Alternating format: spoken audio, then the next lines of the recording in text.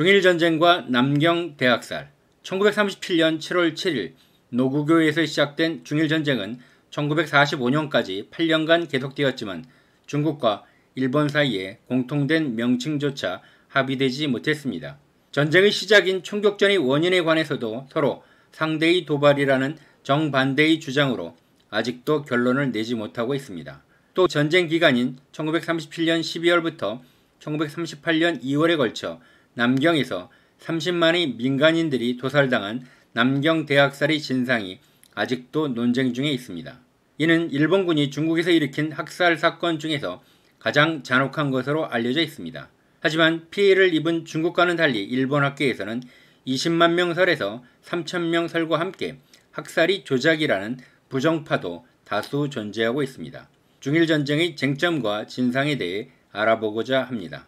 일본은 제2차 대전 이후 7년간 미국의 점령 기간에는 교과서에 대동아전쟁을 침략전쟁으로 명확히 규정하였으나 1955년 일본이 보수화되면서 기존 교과서를 적색 교과서로 규정하고 편향을 바로잡겠다고 우경화하였고 1996년 발족한 새로운 역사 교과서를 만드는 모임은 자학사관을 비판하는 새로운 역사 교과서를 발간하였습니다. 중국은 2001년 역사교과서 파문이 일어나도 소극적으로 대응했는데 주일 대사인 왕의는 중국이 대만 문제로 대일관계 개선이 필요하였고 경제성장을 위한 공적 개발 원조 등 경제협력 때문이라고 지적했습니다. 2005년 일본의 후쇼샤판 교과서 문제에도 중국 정부는 소극적이었으나 민간에서는 일본 상품 불매운동과 반일 시위 등으로 과격하게 반응하였습니다. 중일전쟁 이전의 형세에 대하여 일본 교과서인 상설일본사에서는 19세기 중엽 구미의 압력에 의해 부득이 개국을 하게 된 일본은 서구 열강을 목표로 근대적 국가의 형성에 힘써 제1차 세계대전을 통하여 세계의 강국 대열에 서게 되었다. 그러나 대외적으로는 대만 지배, 한국의 병합, 만주사변, 일중 전쟁과 동남아시아에 대한 침략을 진행하였고 파시즘 국가군에 가담하여 제2차 세계대전을 치렀으나 패배하였다고 서술하였습니다. 전쟁의 시작점에 대하여 일본 교과서는 노구교 부근에서 일중 양국군의 충돌 사건이 발생하였다고 간략하게 적고 있습니다. 충돌 책임이 어느 나라에 있는지 알 수 없다는 뉘앙스를 풍기는 표현으로 당시 일제가 중국을 분할하려는 화북 분리 공작과 노구교 사변 등이 일본과 무관한 것처럼 기술하는 것입니다. 중국 교과서는 일본군은 일개 사병 실종을 구실로 완평성에 진입하여 수사를 요구하였으나 중국 수비군에게 거절당하였다고 언급하고 있습니다. 일본군이 의도적, 계획적으로 시비를 걸어왔다고 기술하고 있으며 중국 수비군이 이를 거절하자 일본군이 일방적으로 완평성과 노구교를 공격하였고 중국은 방어 차원에서 반격하였다고 기술하고 있습니다. 우발적인 총격 사건에서 전면 전쟁으로 확대된 원인을 일본은 현지에서 정전협정이 성립했지만 일본 내각은 군부의 압력에 굴복하여 병력을 증파하였고 중국 정부도 단호한 항전의 자세를 취했으므로 전투는 전면 전쟁으로 발전하였다고 기록하였습니다. 사태의 원인이 된 실종 병사는 23시경 복귀했으나 연대장과 대대장의 개인적인 독단으로 8일 새벽에 완평성을 공격했다는 주장이었습니다. 중국은 7월 8일 일본군이 공격하자 응징 차원에서 29 여단장이 기습 공격하여 항전 의지를 보여주었다고 기술하였습니다.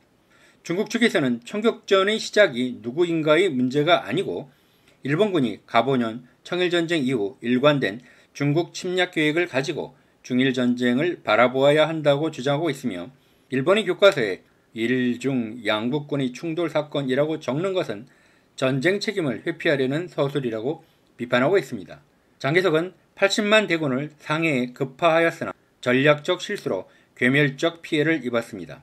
일제는 상해에 비무장지대를 확대하는 등 5개항의 타협안을 나치 독일을 통해 제안했으나 주화파 군벌들의 찬성에도 불구하고 장개석은 강경한 태도를 유지하였고 일제는 장개석을 굴복시키기 위하여 남경을 공격하였습니다. 남경 대학살에 관하여 중국은 일본 침략자는 이르는 곳마다 주민들을 불태워 죽이고 강간 학살하며 갖은 못된 짓을 다하였다. 1937년 12월 일본군은 남경을 함락한 이후 평화로운 주민에 대하여 전대미문의 대도사를 자행하였다. 6주 동안 민간인과 무기를 내려놓은 군인 30만을 도살하였다. 첨부된 사파에는 일본 군인들이 중국인 목베기 시합을 벌였다는 사건의 주인공인 일본군 2명이 등장하며 중국인 100명 목자르기 경쟁을 하여 한 명은 105명, 다른 자는 106명을 살해하였지만 누가 빨리 100명에 성공했는지 알 수 없었으므로 다시 150명을 목표로 연장전을 했다는 내용입니다. 이 두 장교는 전후 남경 재판에서 사형을 선고받고 1948년 1월 남경 우화대에서 함께 처형되었습니다. 남경 대학살이 학살 인원수는 1948년 동경재판에서 20만으로 명시되었고 1951년 샌프란시스코 평화조약에 일본이 서명함으로써 받아들여졌으나 1980년대 일본이 우경화되면서 점차 동경재판은 부정되었습니다. 우파단체는 동경재판은 전해 들은 자료에 의지하여 내린 판결로 아무런 직접 증거도 없다고 주장하는 인물도 등장했습니다. 일부 구구파 인물들은 나쁜 의도로 남경 대학살을 조작하여 일본군이 잔악무도함을 증명하고자 했다고 비난하였습니다. 또 일부에서는 당시 중국군 중에 민간인 복장을 한 편의대가 있었다면서 민간인으로 위장한 정규군은 죽여도 무방하다는 논리를 주장하였습니다. 2005년 중국과 아시아 국가의 항의에 대해 일본 외무성은 공식적으로 일본 정부로서는 일본군의 남경 입성 이후 많은 비전투원 사례나 약탈 행위가 있었다는 것은 부정할 수 없다고 생각한다. 그러나 구체적인 인원수는 여러 설이 있어 정확한 숫자를 인정하는 것은 곤란하다. 일본은 아시아 여러 나라 사람들에게 커다란 손해와 고통을 준 것을 솔직히 인식하고 전쟁을 두 번 다시 되풀이하지 않기 위해 평화국가로서의 길을 걸어갈 것을 결의한다. 라고 애매하게 발표했습니다. 남경 대학살에서 설명되지 않는 부분은 지나치게 가학적인 학살이 원인으로 일본 병사들이 피로, 기아, 훈련 부족이나 병사들에 대한 억압 구조를 드는 것은 설득력이 전혀 없다는 점입니다.